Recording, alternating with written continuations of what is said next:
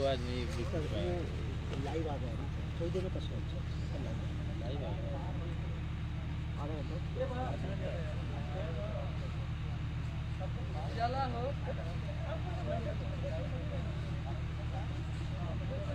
कहाँ जाए क्या?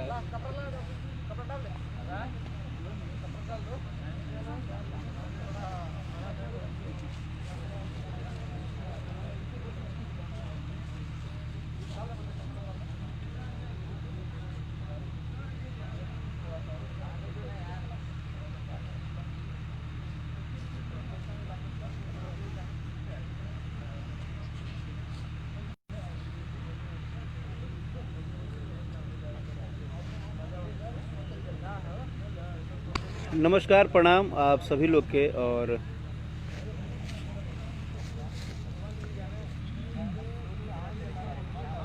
जैसे कि 7:30 आप सबसे जुड़े के टाइम रहा है, बट 2-4 मिनट लेट हो गया है। ऐसे कि अभी हम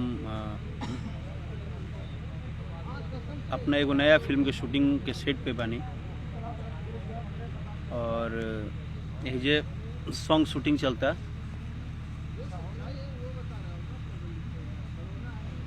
और सबसे पहले तो आज जैसे कि जानकारी मिलल है कि हमनी के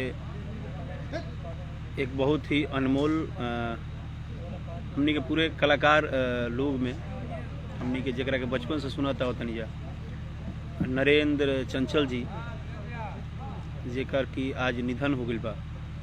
तो वहाँ के आत्मा के शांति मिले।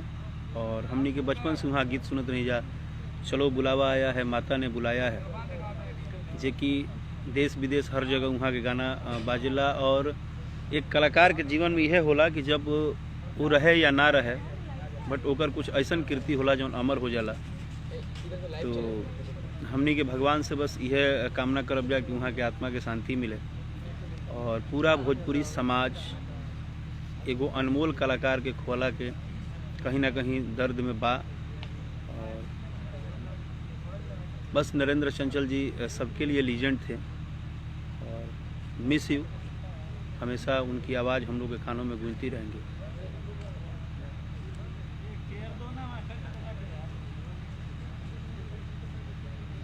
और जैसे कि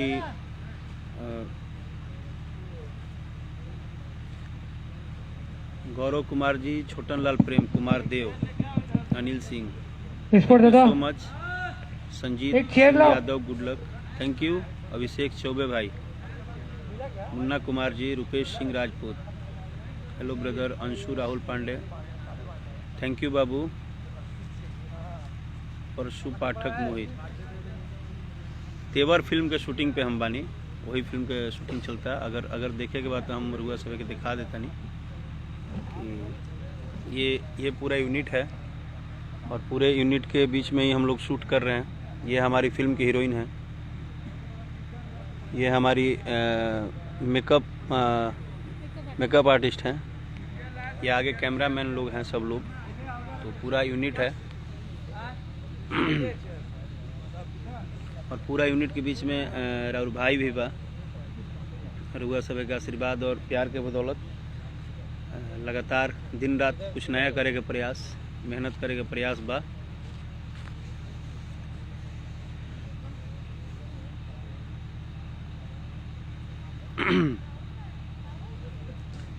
चंदन कुमार जी बहुत बहुत धन्यवाद, सुपर हिट होली भी आई। अनिल सिंह राजन जी, विकास कुमार राजा, पंडित विनय चौबे, अनिल शर्मा जी बढ़िया, बेरोजगार राकेश कुमार, गोपाल सिंह जा, थैंक यू सो मच। आशीष मिश्रा जी, बबलू कुमार दुबे जी, हर हर महादेव। सबसे पहले तो आप लोग के बहुत बहुत दिल से धन्यवाद।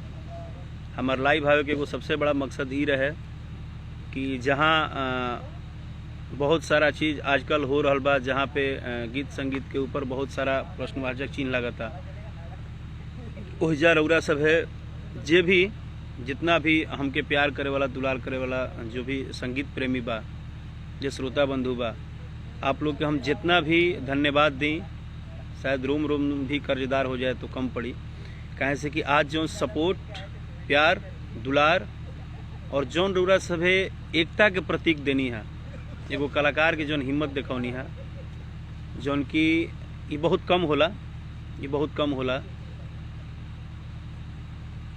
अतुल यादव जी, आपके बहुत बहुत धन्यवाद। राजा जाइना बहरिया 2 गाना के जौन रउरा सभे आज सुबह से, जबकि ऐसा नहीं है कि काल हम जो मैसेज के ले रहे कोनो बनावटी रहे, वो प्रयास हो रहल बा, जो ना प्रयास से सब आदमी डर रहे, वो प्रयास हो रहल बा, गाना के लो करे खातिर सारा प्रयास हो रहल बा। ऐसा बात नहीं है कि प्रयास नहीं हो, और हम प्रेम से ही कहते नहीं, ऐसा बात नहीं है।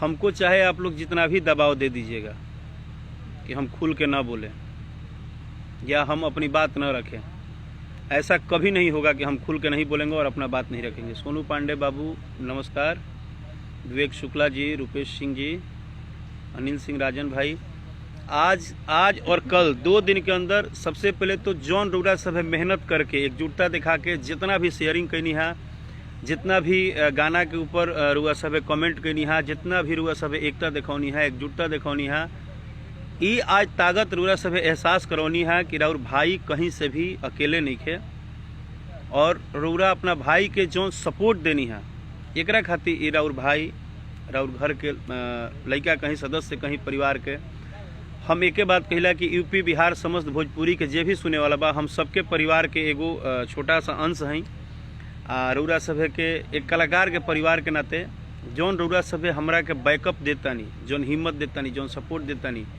देखी सपोर्ट और विरोध ई एगो धरती के रूल है, ये नियम के केहू नहीं तुरले। अगर 100 आदमी हमारा के बबुआ कहता तो मैं 5 आदमी अरे भी कही, 50 आदमी अच्छा कहता तो 10 आदमी गाड़ी दी, एमें कोनो शक नहीं है। लेकिन सबसे अच्छा बात रहल कि रउरा सभे जौन बैकअप दिखौनी है, जौन सपोर्ट दिखौनी है, जौन रउरा सभे, जैसे अभी हम लाइव आइल बनी तो बहुत सारा हमारे भाई लोग खुश बा, सब लोग हमारा संगे एकदम जुड़ल बा। सबसे पहले तो आप सबसे निहोरा करब कि रउरा सभे ज़्यादा से ज़्यादा शेयर करी, ज़्यादा से ज़्यादा जुड़ी, कहें से कि हम जो भी बात कहिले वो बात भले आज रउरा सभे के नइखे बुझात, चाहे ऐसा नइखे विश्वास होखत, आवे वाला समय में वो बात के रउरा सभे मानब कि ना कुछ भाई के बात में दम रहे, भाई के बात सही रहे। ये थोड़ा समय और क्रॉस होके दी, रउरा सभे के पता चली कि राकेश मिश्रा कितना खराब बड़े, कितना अच्छा बड़े, कितना गलत बड़े। अभी भले बहुत लोग नाराज होके बहुत सारा चीज़ लिख देता, बोल देता, लेकिन हमरो मजबूरी बा, हम आज ना बोलब, हम पिछले 12 साल 14 साल से ना बोलत रही, तो ना बोलत रही तो रुआ सब रीजन सामने देख ले बनी। काल ही हमारा रीजन पोस्ट आयल तो हम पोस्ट कर देनी, तो ओकरा खातिर हल्ला हो गई कि आपके आईडी पे कुछ पोस्ट किया गया, आपको लिखा गया तो आपने क्यों पब्लिक्स किया। अरे भाई, श्रोता भगवान जब है, जब श्रोता ही सबका फैसला करेगा तो श्रोता से किस बात को छुपाना, श्रोता से कोना बात के छुपावे के बाद। कुछ लोग आज लिखल है कि राजा जाइना बहरिया 2 में भैया बहुत रस नहीं खे, बहुत चिपका चिपकी नहीं खे। तो भाई हर गाना के अलग फ्लेवर होला। हम राजा जाइना बहरिया 2 गाना हमार गावे के और हमार थोड़ा वीडियो के बचा के करे के एक ही कारण रहे कि हम चाहत नहीं कि पूरा परिवार में गाना के सुनल जाओ। अगर ये हमार सोच गलत बात तो एक खातिर हम माफ़ी चाहता नहीं आप सब लोग से, या जे भी हमरा के तरह के कमेंट की ले बा। अगर कोनो गाना के हम भोजपुरी समाज में ये चाहते नहीं कि हमेशा बात होला कि भैया ऐसा गाना नहीं आता है जो कि कहीं हम बजा लें, तो अगर ये टाइप के हम प्रयास कैनी, अगर वो गाना के हम थोड़ा सा बचावे की कोशिश कैनी, राजा जाइना बहरिया 2 एक फैमिलियर मैटर दिमाग में लेके ही हम गाना तैयार के ले रही। इरुआ सभे से आज हम बता रहा बनी लाइव में, राजा जाइना बहरिया 2 के हमार यह सोच रहे कि हर घर के परिवार के सदस्य, हर घर में बाजी, हर घर के लोग सुनी, हर घर के लोग मतलब प्यार दही। तो ठीक बा, हम कहीं ना कहीं थोड़ा सा कमी ही कहनी कि इंटरटेनमेंट के ज़माना बा, और जैसे पहला में थोड़ा अंदाज अलग रहे, एहू में लोग चाहत रहे कि थोड़ा धाराधरी होके जोन मतलब एगो इंटरटेनमेंट में होला। बट हम थोड़ा सा एकरा के बचैनी है, और हमरा ये विश्वास रहे, शायद हम ये विश्वास के लिए रही कि पारिवारिक गाना भी सक्सेस हुई और बहुत बड़े लेवल पे सक्सेस हुई।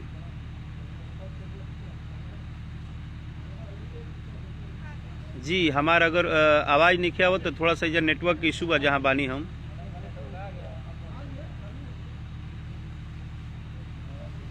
थोड़ा सा इधर नेट के प्रॉब्लम बा भाई, जहाँ हम बानी हो जहाँ साइड में बानी हम एक जगह।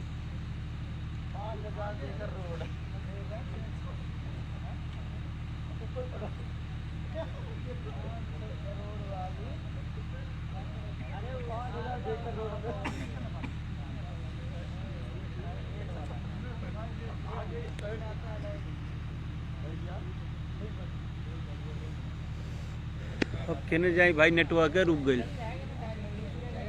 बहुत बुरा हाल है नेटवर्क का यहाँ पे। देखते हैं इधर उधर घूम के, कहीं से तो आएगा।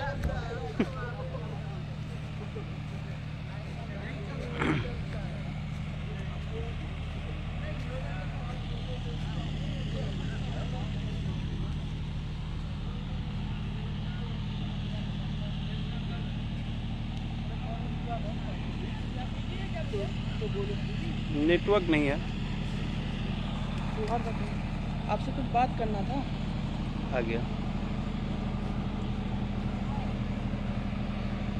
जैसे कि नेटवर्क के थोड़ा सा इशू रहे तो हम एने ओने उठ के आगे नहीं है। थैंक यू अनूप पंडित भाई, शुक्रिया। मिंटू मिश्रा जी प्रणाम।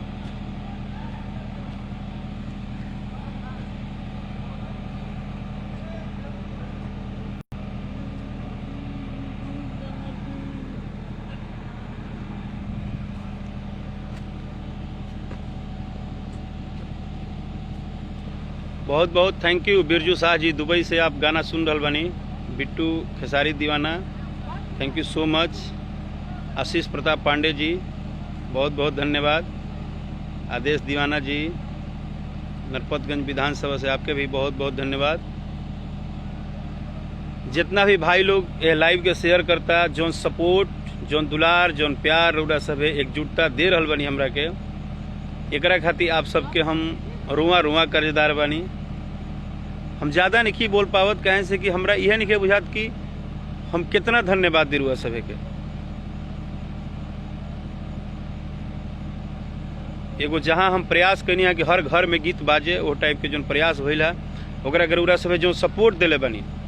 हाँ थोड़ा बहुत जगरा डिस्टर्ब करे के बा उ कैले बा, और डिस्टर्ब के थोड़ा असर भी बा, लेकिन फिर भी हम खुश बानी कि हमार पूरा भोजपुरिया परिवार, पूरा हमार जितना भी भाई परिवार सदस्य बा।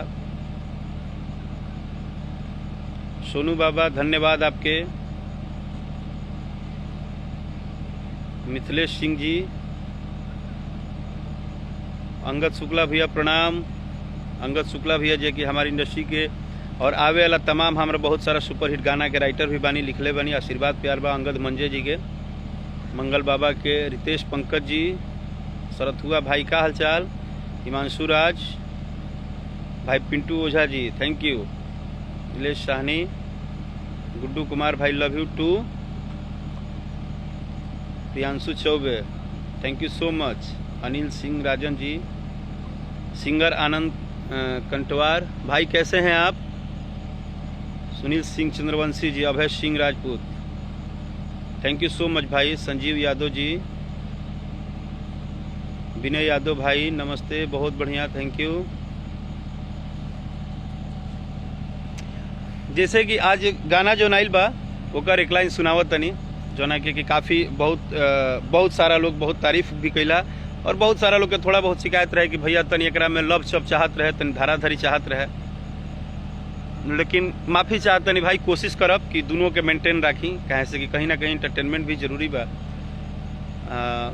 जैसे कि एक गाना के लाइन रहे आज कि मेहंदी लगा के बैठल रही हम त घर में, कि घुसी गइल देवारा हो दिने दोपहर में, गईनी लजाई हम तो बड़ा सारा माई, भागही में खुल गइल सड़िया हो, ए राजा तनी आईना भितरिया हो, ए राजा तनी आईना भितरिया हो, कि मेहंदी लगा के बैठल रही हम त घर में, घुस गइल देवर हो दिन दोपहर में, गईनी लजाई हम तो बड़ा शरमाई, भागही में खुल गइल सड़िया हो, ए राजा तनी आई न भितरिया हो, ए राजा तनी आई न भितरिया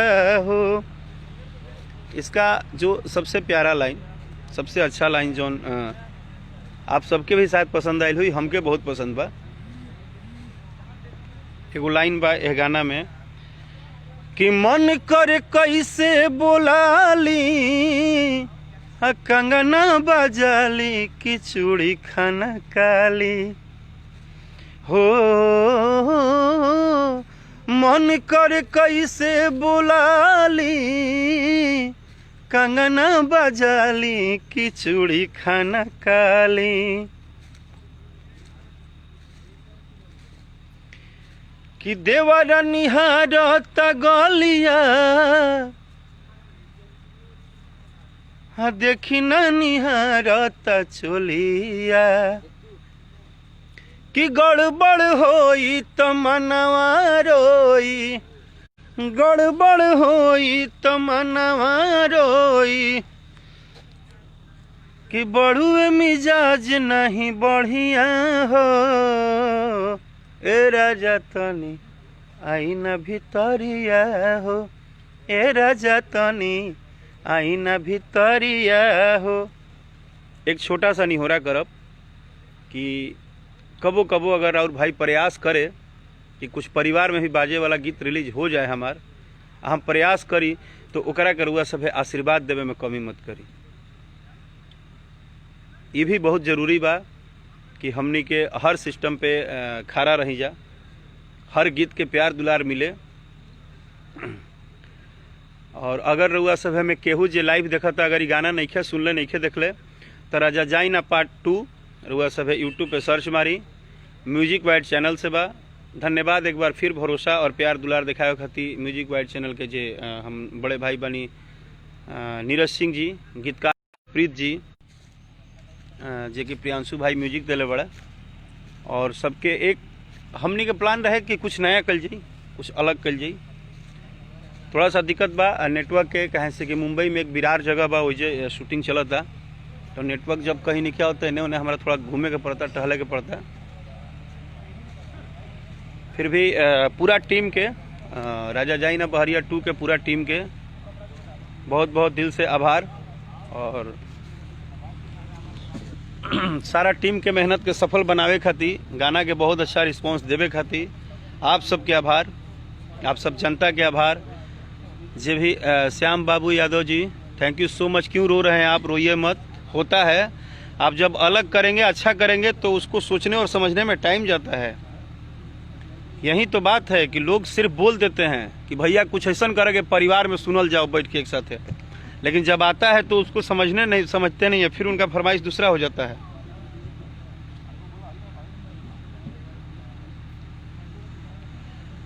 विनय यादव जी, आपके वैशाली जिले के सभी समस्त लोगों को कोटि कोटि प्रणाम, सबको सबसे आशीर्वाद का कामना है।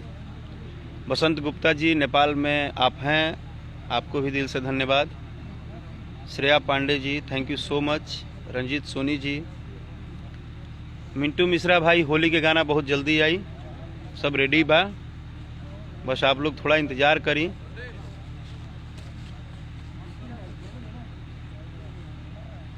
और जैसे कि सभी भाई लोग, मित्र लोग, साथी लोग कि हम बताए नहीं है कि हम फिल्म के सेट पे बानी, शूटिंग करता नहीं, तो आप सबके प्यार दुलार आशीर्वाद बस मिलत रहे, यह हमारा खातिर सब कुछ बा, यह धन दौलत सब बा।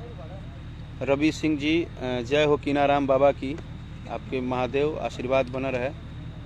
अंकुश यादव भाई, लव यू टू भाई मेरे। सुल्तान भाई, Tinku singer, Om Prakash Nepali ji, Akhilesh Raj, love you भाई। Raja Babu Yadav, love you. Prince Kumar ji, Priyanka Mishra, thank you so much. Raghvendra Kumar Raghu, बहुत सुंदर, थैंक यू सो मच कि राजा जाई ना बहरिया 2 के आपके प्यार दुलार मिला था। तो जैसे रहुआ सवे राजा जाई ना बहरिया कि राजा तू तो जवान हम लइका मजा मारा तो सबुनिया तमाम गीत जे कि अभी आवत रही जो कि सुपर हिट रुआ सब कैटेगरी दे रहा बानी। वैसे ही उम्मीद करता नहीं कि भले थोड़ा सा अंदाज चेंज बा बहरिया 2 के, लेकिन ये पक्का गारंटी बा कि 1 बार 2 बार 4 बार 5 बार जब सुनब ना, जब घर घर में बाजे लगी ना तो रुआ शायद बहुत मजा आई। और सच में बहुत मजा आई, हमें एकदम गारंटी देता नहीं। हम थैंक यू सो मच बोलता नहीं कुंदन प्रीत जो गीत के राइटर बड़े कि आप लोग के इतना मजा आई कि धीरे धीरे कुछ दिन के बाद रुआ सब को हम कि भैया ये भी गाना बहुत ज़बरदस्त बा, मज़ा होता। तो रुआ सब सुनी, प्यार दुलार आशीर्वाद दी जा। और कभी कभी अगर हमारा कोनो भी बात से या कोनो भी ऐसा कभी हम शायद रुआ सब के मैसेज की रिप्लाई ना दे पाइला, चाहे टाइम ना दे पाइला, तो इतना जरूर जान ले कि 24 घंटा शरीर भले हमार बा, सांस रुआ सब के बा, सांस पूरा भोजपुरी दर्शक परिवार खातिर कुर्बान बा। दिन रात सिर्फ एक काम करता नहीं कि रउरा सब के इंटरटेन करने में कोनो हमारा से मौका मत छूट जाए। दिन रात सिर्फ और सिर्फ मेहनत करता नहीं, आशीर्वाद देवे के काम रुआ सब के बा, मेहनत हमार बा। आनंद Mishra ji thank you so much भाई, इतना प्यार देवे खातिर। ऐसा रुआ मुँह में सरस्वती बास करस कि राउर भाई हमेशा ही तरह बनल रहे। ओनली वन राकेश मिश्रा रुआ जो कहते नहीं, हमार बस यह कामना रही कि रउरा सभे अपना दुलार प्यार में से हेतनो हमारा के अलग मत करब। और सबके हम बहुत बहुत आभारी बानी। ज़्यादा कुछ का बोली, पार्ट 2 सुनौनी है, सबके फरमाइश आई आवत। एक बार पार्ट 1 खाती, एक बार 2 गो गाना बार हुआ सब के फरमाइश के हम दोनों सुना देते नहीं। एक लाइन बा कि हमर नया नया गावाना कि नया तकिया बिछावाना कि नया चोली के खोली तू बनवल खेलवाना कि मारा जनी जोर देह बाटे कम जोर राजा कि बथे लगे अब तोरे तोर हे राजा तनी जाई ना बहरिया कि टूटता बदन पोरे पोरे राजा तनी जाई ना बहरिया। सबसे पहले सुपर डुपर हिट बनावे खातिर गाना के आज 181 मिलियन भी पार किले बा। जल्दी आशीर्वाद दुलार प्यार दी जा और जल्दी आशीर्वाद दीजिए कि 200 मिलियन के क्लब में शामिल हो जाए। राउर ई राकेश मिश्रा के गाना सुपर हिट नहीं खे भइल, ये पूरा भोजपुरिया पावर के गाना हिट भइल बा, ये पूरा भोजपुरिया परिवार के हिट भइल बा। बल्कि कुछ लोग तो शायद नाराज हो के गुस्सा हो के हमरा के बहुत कुछ उल्टा भी बोल देता। अब कुछ लोग बोलल कि एगो गाना हिट का हो गईल कि बहुत ईगो में बढ़े। अब उनका हम कैसे समझाएं कि 14 साल से हम गाना गावत नहीं, जो ना घरेलू लड़का हुई अगर उनका पतो हो कि ना हो जी आज बड़े बड़े बात बोलता, लेकिन हम जल्दी बोलल ना चाहिए। जब वो पैदा भइल हुई है, जब दूध पियत हुई है, वो घरे न जाने कितना गाना बाजल बा। अब उनका के समझा नहीं सकत हम, बोले के कुछ आज़ादी बा, कुछ बोले के किसी को कुछ भी बोलते रहिए। लेकिन मैं सबको सर झुका के यही प्रणाम करके बोलूँगा कि आप सबने जो मुझे हिम्मत दिया है, जो प्यार दिया है, उसको कम मत कीजिएगा मेरे भाई। मेरे से कभी जाने अनजाने में कोई त्रुटि भी हो जाएगी तो क्षमा कीजिएगा। मेरे लिए सभी आदरणीय हैं, सभी प्यारे हैं, सबका मान सम्मान करता हूँ और मुझे ये चीज़ बताने की ज़रूरत नहीं है। चलते चलते आप लोगों के लिए कि बेरी बेरी छुआ तानी हाई का, कि बेरी बेरी छुआ तानी हाई का। देखिए अभी एक भाई ने लिख दिया, मनीष आनंद व्यास ने, कि सरस्वती पूजा में खाली राकेश मिश्रा के गाना बाजी, चाहे राजा जाई ना बहरिया, चाहे राजा जवान हम लइका, राजा बहरिया 2, माजा मारा तो सबुनिया। थैंक यू सो मच भाई। कि बेरी बेरी छुआ तानी हाई का, ए राजा तू तो जवान हम लइका, ए राजा तू तो जवान हम लइका। बहुत बहुत धन्यवाद, आभार, अभिनंदन, वंदन, शरण स्पर्श। और एक बार फिर से आप सबके बताते हुए खुशी हो रहा बा कि हमारा नया फिल्म तेवर के शूटिंग चलता और तेवर के शूटिंग में हम थोड़ा व्यस्त बनी। अब शूटिंग करे जाता नहीं, कहाँ से कि लाइव आइल बनी तो डायरेक्टर प्रोड्यूसर सब लोग वेट करता। और दिल से प्रणाम। राजा जाई ना बहरिया 2 के जहाँ की एक तरफ दनादन मैसेज में धमकी मिलल कि गाना ना बाजे के चाहिए, ई गाना के व्यू ना बने के चाहिए, यह गाना पर हाई रिपोर्ट हुई, हाई रिपोर्ट हुई, फिर भी जौन रहुआ सब एकता एकजुटता और एक परिवार की तरह अपना राकेशवा के अपना भाई के संभरले बनी। एकरा खातिर आप सबके दिल से बहुत बहुत धन्यवाद। लव यू मेरी जान। सदैव आप लोग का दुलार प्यार आशीर्वाद बना रहे, इससे ज़्यादा मुझे कुछ नहीं चाहिए। Thank you.